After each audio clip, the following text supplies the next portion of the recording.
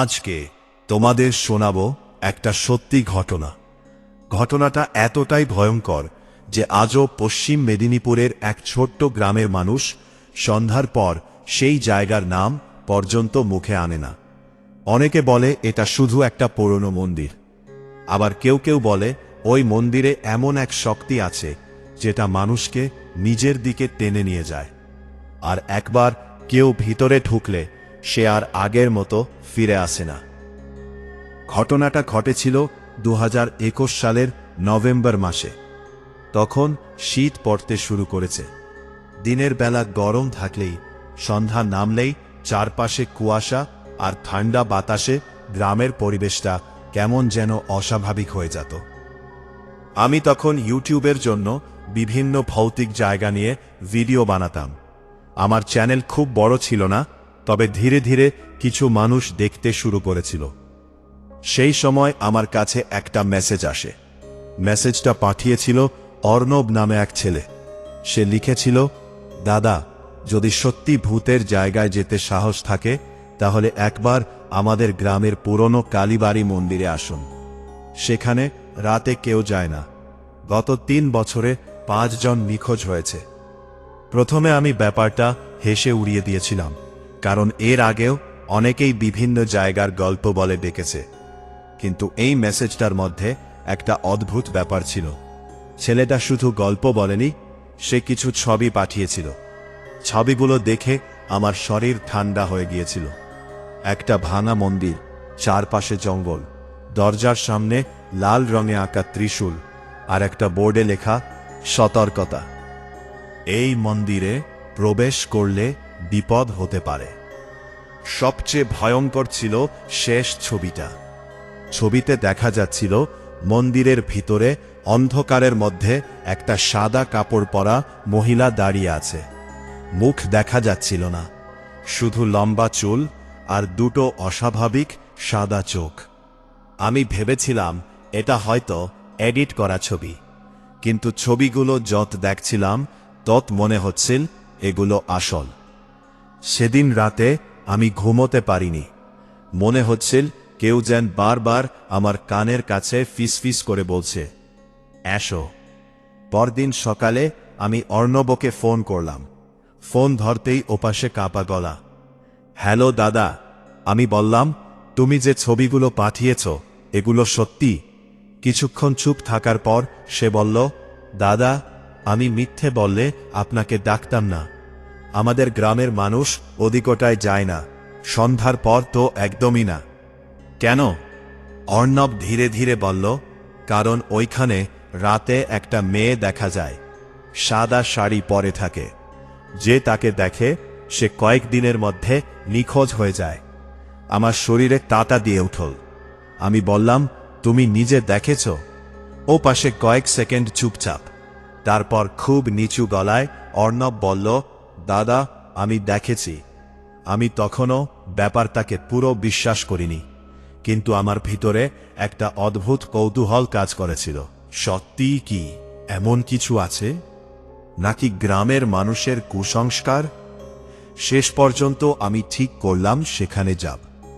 2 দিন পরে আমি ক্যামেরা, ট্রাইপড আর কিছু সরঞ্জাম নিয়ে রওনা দিলাম পশ্চিম মেদিনীপুরের সেই গ্রামের দিকে। গ্রামের নাম ছিল বেলতলা। জায়গাটা এতটাই নির্জন ছিল যে বাস থেকে নামার পর মনে হচ্ছিল যেন আমি অন্য একটা জগতে চলে এসেছি। চারপাশে ধানক্ষেত, দূরে ঘন জঙ্গল আর অদ্ভুত নিস্তব্ধতা। বাস স্ট্যান্ডে অর্ণব আমার জন্য অপেক্ষা করছিল। ছেলেটাকে দেখে অবাক হলাম। বয়স বেশি হলে 22-23, কিন্তু মুখটা এত ফ্যাকাশে ছিল যেন অনেকদিন ঘুমায়নি। আমি হেসে বললাম, কিরে, এত ভয় পাচ্ছিস কেন? অর্ণব জোর করে হাসল। দাদা, আপনি রাতে বুঝবেন। আমরা হাঁটতে হাঁটতে গ্রামের ভিতরে ঢুকলাম। যতই ভিতরে যাচ্ছিলাম ততই মনে হচ্ছিল গ্রামের মানুষ আমাদের অদ্ভুতভাবে দেখছে। এক বুড়ো লোক রাস্তার ধারে বসেছিল। আমাকে দেখে বলল, বাবা, ওই মন্দিরে যেও না। আমি হেসে বললাম, কেন কাকু? আমার দিকে তাকিয়ে বলল, যারা যেয়েছে কেউ ভালো নেই। তার চোখের চাহনি দেখে আমার বুকটা ধক করে উঠল। অর্ণব তাড়াতাড়ি আমাকে নিয়ে সেখান থেকে চলে গেল। আমি বললাম, সবাই এত ভয় পাচ্ছে কেন? অর্ণব নিচু গলায় বলল, কারণ তারা জানে ওখানে কি আছে। কি আছে? অর্ণব উত্তর দিল না। কিছুক্ষণ পর আমরা ওদের বাড়িতে পৌঁছলাম। ওর মা আমাকে দেখে খুব একটা খুশি হলেন না, বরং বারবার বলছিলেন, বাবা, রাতে বাইরে যেও না। আমি বললাম, শুধু ভিডিও করব কাকিমা। তিনি কাপা গলায় বললেন, ওই জায়গায় ভিডিও করতে গিয়েই তো সুমনটা আর ফিরল না। আমি চমকে উঠলাম, সুমন? অর্ণব ধীরে ধীরে বলল, আমার বন্ধু, সেই ইউটিউব ভিডিও করত। 3 মাস আগে রাতে মন্দিরে গিয়েছিল। তারপর অর্ণব আমার দিকে তাকাল, তার চোখ দুটো কেমন যেন আতঙ্কে ভরা। তারপর থেকে সে নিখোঁজ। আমার গলাটা শুকিয়ে গেল। আমি বললাম, পুলিশ? অনেক খুঁজেছে, কিছুই পায়নি। শুধু মন্দিরের সামনে ওর ক্যামেরাটা পাওয়া গিয়েছিল। সেদিন বিকেলটা কেমন যেন অস্বস্তির মধ্যে কাটছিল। আমি যতই নিজেকে বোঝানোর চেষ্টা করছিলাম যে এগুলো গুজব, ততই মনে হচ্ছিল কিছু একটা ভুল আছে। সন্ধ্যা নামতেই পুরো গ্রাম অদ্ভুতভাবে চুপচাপ হয়ে গেল। মনে হচ্ছিল সবাই যেন দরজা জানালা বন্ধ করে লুকিয়ে পড়েছে। রাত 8টার দিকে আমি আর অর্ণব বেরোলাম মন্দিরের দিকে, আমার হাতে ক্যামেরা আর টর্চ। গ্রামের শেষ মাথায় পৌঁছতেই অর্ণব থেমে গেল। আমি বললাম, কি হলো? সে সামনে আঙুল দেখাল। দূরে জঙ্গলের মধ্যে একটা ভাঙাচূড়া দেখা যাচ্ছিল। মন্দির, চারপাশে ঘন কুয়াশা। আর ঠিক তখনই আমি শুনতে পেলাম মৃদু ঘণ্টার শব্দ, ঢং ঢং ঢং। আমার বুকের ভিতরটা ধকধক করতে শুরু করল। অর্ণব ফিসফিস করে বলল, দাদা, রাত 9টার পর এখানে কেউ আসে না। আমি জোর করে হাসলাম। চল। আমার জঙ্গলের ভিতরে ঢুকলাম। গাছগুলো এত ঘন ছিল যে চাঁদের আলো ঢুকতে পারছিল না। চারপাশে শুধু ঝিমঝি পোকার শব্দ। হঠাৎ আমার মনে হলো কেউ যেন আমাদের পিছনে হাঁটছে। আমি টর্চ ঘুরিয়ে পিছনে আলো ফেললাম। কেউ নেই, কিন্তু তবুও মনে হচ্ছিল কেউ আছে। আমরা যত মন্দিরের কাছে যাচ্ছিলাম, ততই বাতাস ঠান্ডা হয়ে যাচ্ছিল। হঠাৎ অর্ণব আমার হাত চেপে ধরল। দাদা, ওদিকে দেখুন। আমি আলো ফেলেতেই শরীর জমে গেল। মন্দিরের দরজার সামনে কেউ দাঁড়িয়ে আছে। সাদা কাপড়, লম্বা চুল, মুখ দেখা যাচ্ছিল না। আমার হাত কাঁপতে শুরু করল। আমি টর্চের আলো স্থির রাখার চেষ্টা করছিলাম, কিন্তু পরের মুহূর্তেই সেই জিনিসটা ধীরে ধীরে মাথা ঘুরিয়ে আমাদের দিকে তাকাল। আর আমি যা দেখলাম আজও ভুলতে পারিনি। তার মুখে কোনো চোখ ছিল না, শুধু কালো ফাঁকা গর্ত। অর্ণব চিৎকার করে উঠল, দৌড়ান! আমরা পিছন ফিরে দৌড়াতে শুরু করলাম। জঙ্গলের মধ্যে দৌড়াতে দৌড়াতে হঠাৎ আমি বুঝতে পারলাম ঘণ্টার শব্দটা আমাদের পিছন থেকে আসছে। ঢং ঢং ঢং। আর সেই শব্দ যত বাড়ছিল, ততই মনে হচ্ছিল কেউ খুব দ্রুত আমাদের দিকে এগিয়ে আছে। হঠাৎ আমার পা একটা শিকড়ে আটকে গেল। আমি মাটিতে পড়ে গেলাম। ক্যামেরাটা ছিটকে দূরে পড়ল। আমি উঠতে যাচ্ছিলাম, ঠিক তখনই কানের কাছে একটা ঠান্ডা ফিসফিস আওয়াজ শুনলাম, তুমি ফিরে এসেছ। আমার শরীর বরফ হয়ে গেল, কারণ সেই গলাটা কোনো মহিলার নয়, একটা বুড়ো মানুষের গলা। আমি ধীরে ধীরে পিছনে তাকালাম, আর যা দেখলাম সেটা দেখে আমার গলা দিয়ে কোনো শব্দ বেরোল না। আমার ঠিক পিছনে দাঁড়িয়েছিল এক বৃদ্ধ পুরোহিত। তার পুরো শরীর পোড়া, চোখ দুটো সম্পূর্ণ সাদা, আর ঠোঁটে একটা ভয়ঙ্কর হাসি। সে ধীরে ধীরে বলল, এবার মন্দির তোমাকেও নেবে। তারপর হঠাৎ পুরো জঙ্গল কাঁপিয়ে একটা মহিলার বিকট চিৎকার শোনা গেল। অর্ণব দূর থেকে চিৎকার করছিল, পালান! এই আমি উঠে দাঁড়িয়ে দৌড়াতে শুরু করলাম, কিন্তু তখনই বুঝলাম আমরা জঙ্গলের রাস্তা হারিয়ে ফেলেছি। চারপাশে শুধু অন্ধকার, আর সেই ঘণ্টার শব্দ ক্রমশ কাছে আসছে। অর্ণব দূর থেকে চিৎকার করছিল, দাদা এদিকে, তাড়াতাড়ি। আমি প্রাণপণে দৌড়াচ্ছিলাম। বুকের ভিতরটা এমনভাবে ধুকপুক করেছিল যেন যে কোনো মুহূর্তে হার্ট বন্ধ হয়ে যাবে। চারপাশে ঘন অন্ধকার, কুয়াশার মধ্যে গাছগুলোকে মানুষের মতো লাগছিল। আর সেই ঘণ্টার শব্দ, ঢং ঢং ঢং, মনে হচ্ছিল ঠিক আমার কানের পাশেই বাজছে। আমি দৌড়াতে দৌড়াতে হঠাৎ একটা গাছের সঙ্গে ধাক্কা খেলাম। মাথা ঝিমঝিম করতে লাগলো। টর্চের আলো মাটিতে পড়ে ঘুরতে লাগলো। সেই আলোতে কয়েক সেকেন্ডের জন্য আমি যা দেখলাম সেটা দেখে রক্ত হিম হয়ে গেল। গাছের আড়ালে দাঁড়িয়ে আছে কয়েকজন মানুষ।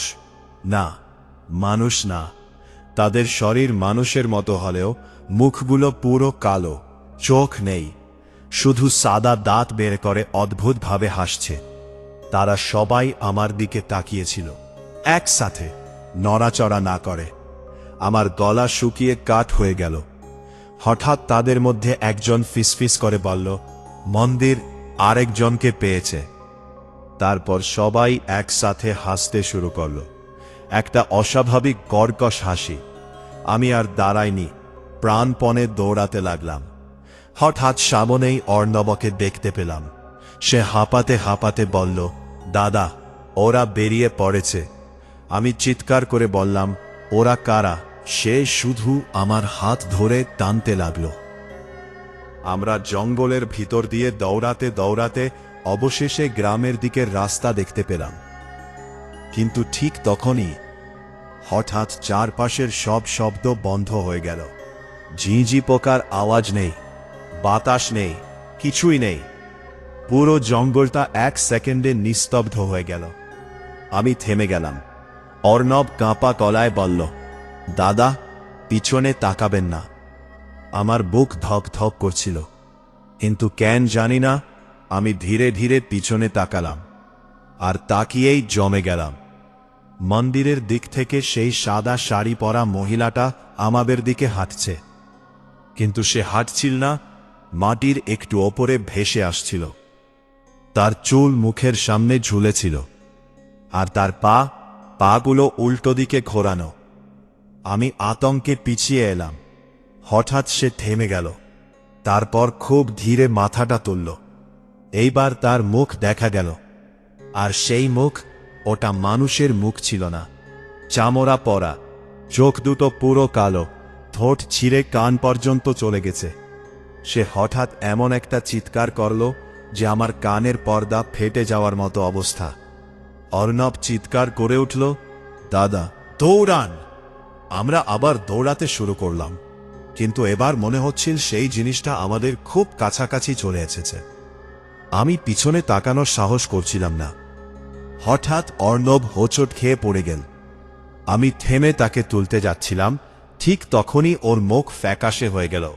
সে কাঁপতে কাঁপতে আমার পিছনে তাকিয়েছিল। আমি ধীরে ধীরে ঘুরলাম, আর দেখলাম সেই পোড়া পুরোহিতটা আমাদের ঠিক পিছনে দাঁড়িয়ে। এত কাছাকাছি যে তার পোড়া শরীরের গন্ধ আমি অনুভব করতে পারছিলাম, একটা পচা মাংসের গন্ধ। সে ধীরে ধীরে মুখ খুলল। তার গলা থেকে যেন দুটো আলাদা শব্দ বেরোচ্ছিল, একটা বুড়ো মানুষের গলা, আরেকটা মহিলার কান্না। মন্দির ক্ষুধার্ত। আমি আর কিছু না ভেবে অর্ণবকে টেনে উঠে দৌড় দিলাম।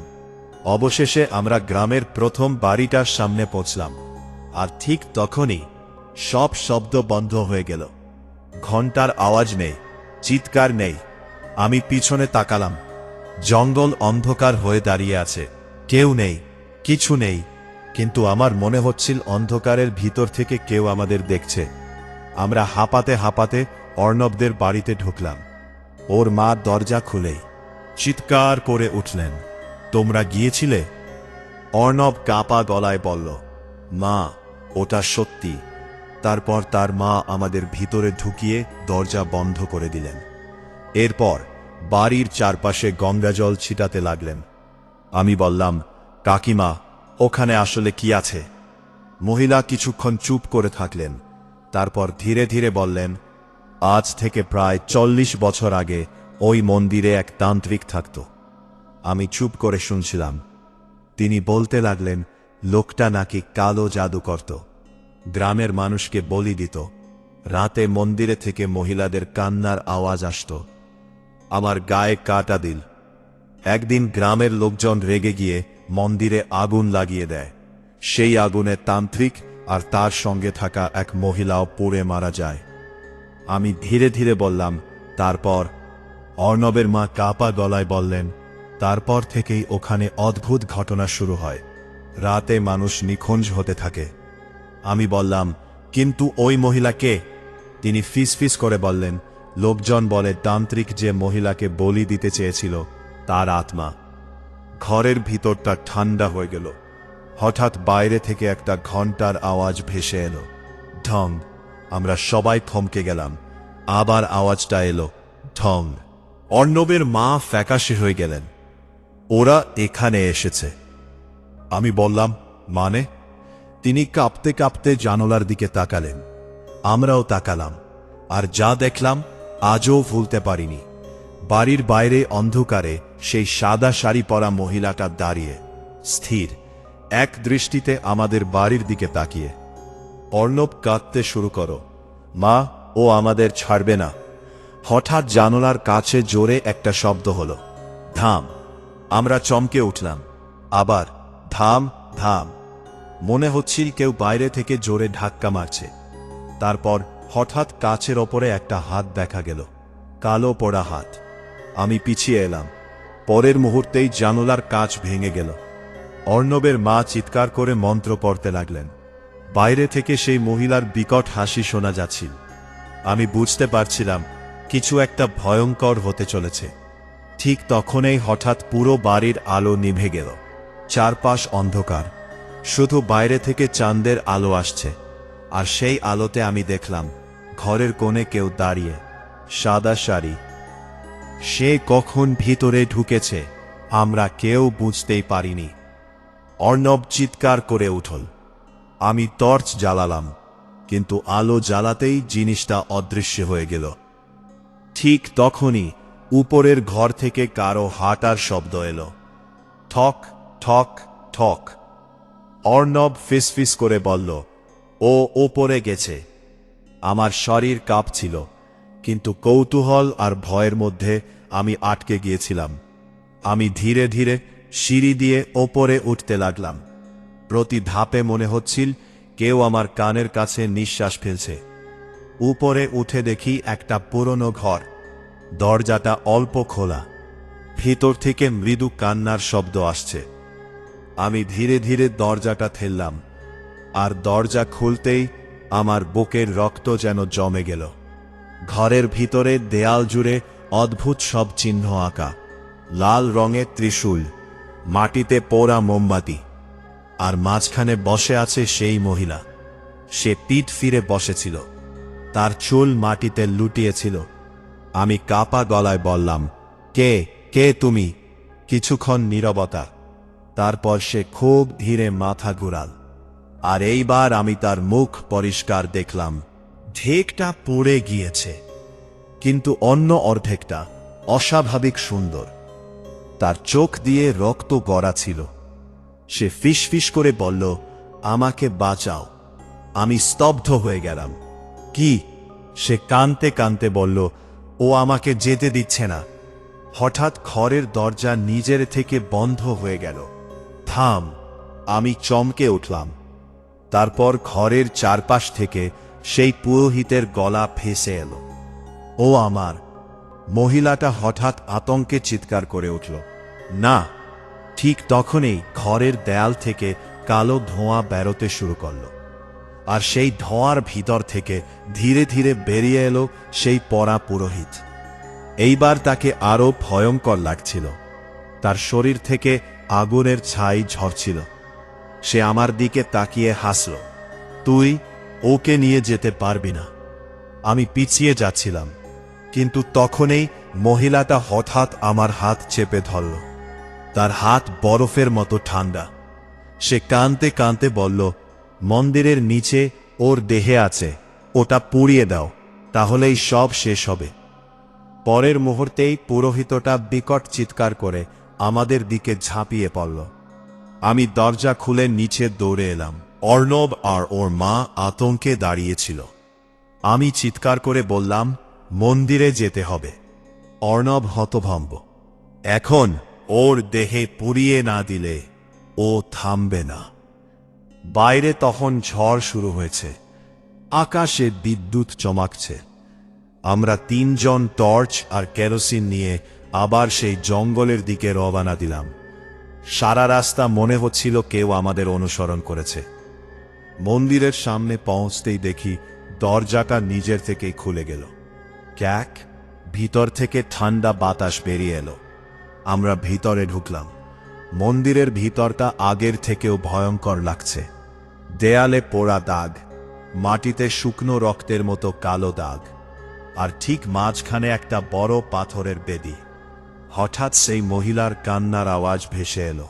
নিচে আমি আর অর্ণব মিলে বেদিটা সরাতে শুরু করলাম। অনেক কষ্টে সেটা একটু সরাতেই নিচে একটা গর্ত দেখা গেল, আর সেই গর্ত থেকে পচা গন্ধ বেরোতে লাগলো। আমরা টর্চ ফেলে নিচে তাকালাম, আর যা দেখলাম আমার হাত পা ঠান্ডা হয়ে গেল। নিচে একটা কঙ্কাল পড়ে আছে, তার গলায় তান্ত্রিকের মালা। অর্ণব কাঁপা গলায় বলল, ওটাই। ঠিক তখনই পুরো মন্দির কাঁপতে শুরু করল। চারপাশ থেকে বিকট চিৎকার ভেসে আসতে লাগল। আমি পিছনে তাকিয়ে দেখলাম সেই পুরোহিতটা দরজার সামনে দাঁড়িয়ে। এইবার তার শরীর জ্বলছে, আগুনে পুড়ে কালো হয়ে যাচ্ছে। সে চিৎকার করল, কেউ বেরোতে পারবি না। হঠাৎ মন্দিরের দরজা নিজে থেকেই বন্ধ হয়ে গেল। অর্ণবের মা মন্ত্র পড়তে লাগলেন। আমি তাড়াতাড়ি কেরোসিন কঙ্কালের ওপর ঢেলে দিলাম। পুরোহিতটা তখন আমাদের দিকে এগিয়ে আসছে। তার চোখ দুটো রক্তের মতো লাল। সে যত এগোচ্ছিল তত মন্দিরের ভিতর গরম হয়ে উঠছিল। আমি কাপা হাতে ম্যাচ জ্বালালাম, কিন্তু বাতাসে সেটা নিভে গেল। পুরোহিতটা হাসতে লাগল, তোরা পারবি না। ঠিক তখনই আমার কানের কাছে সেই মহিলার ফিসফিস আনুই এলে। এবার আমি শেষবারের মতো ম্যাচ জ্বালালাম। এইবার আগুন ধরল। আমি জ্বলন্ত কাঠিটা কঙ্কালের ওপর ছুঁড়ে দিলাম। ফুসফুস, মুহূর্তের মধ্যে আগুন ছড়িয়ে পড়ল। আর তারপর পুরো মন্দির কাঁপিয়ে সেই পুরোহিতটা এমন একটা চিৎকার করল যে আমাদের কান বন্ধ হয়ে গেল। সে আগুনের মধ্যে পড়তে লাগল। তার শরীর থেকে কালো ধোঁয়া বেরোচ্ছিল, আর সেই ধোঁয়ার ভিতর থেকে অসংখ্য মুখ বেরোচ্ছিল। মানুষের মুখ, যারা হয়তো বছরের পর বছর সেখানে আটকে ছিল। মন্দিরটা আলোয় ভরে গেল। তারপর সব শান্ত, পুরোপুরি শান্ত। ঘণ্টার আওয়াজ নেই, চিৎকার নেই, কিছুই নেই। আমরা ধীরে ধীরে বাইরে বেরিয়ে এলাম। আকাশে তখন ভোরের আলো ফুটছে, জঙ্গলের কুয়াশা সরে যাচ্ছে। আর ঠিক মন্দিরের সামনে আমি সেই মহিলাকে শেষবার দেখলাম। সে দাঁড়িয়েছিল। এইবার তার মুখে আর কোনো ভয় ছিল না, সে শুধু হালকা হাসল। তারপর ধীরে ধীরে কুয়াশার মধ্যে মিলিয়ে গেল। তারপর থেকে সেই মন্দিরে আর কোনো অদ্ভুত ঘটনা ঘটেনি। কেউ আর নিখোঁজ হয়নি। কিন্তু আজও মাঝে মাঝে রাতে ঘুম ভেঙে গেলে আমি সেই ঘণ্টার আওয়াজ শুনতে পাই, ঢং ঢং ঢং। আর তখন মনে হয় সবকিছু কি সত্যিই শেষ হয়ে গেছে, নাকি এখনোই সেই মন্দিরের অন্ধকারে কিছু একটা বেঁচে আছে। আজকের গল্প এখানেই শেষ। যদি গল্পটা ভালো লেগে থাকে আর এরকম আরও ভয়ঙ্কর সত্যি ঘটনা শুনতে চাও, তাহলে চ্যানেলটা সাবস্ক্রাইব করে পাশে থাকো, কারণ সামনে আরও এমন কিছু গল্প আসছে যেগুলো শোনার পর রাতে একা ঘুমোতে সাহস হবে না।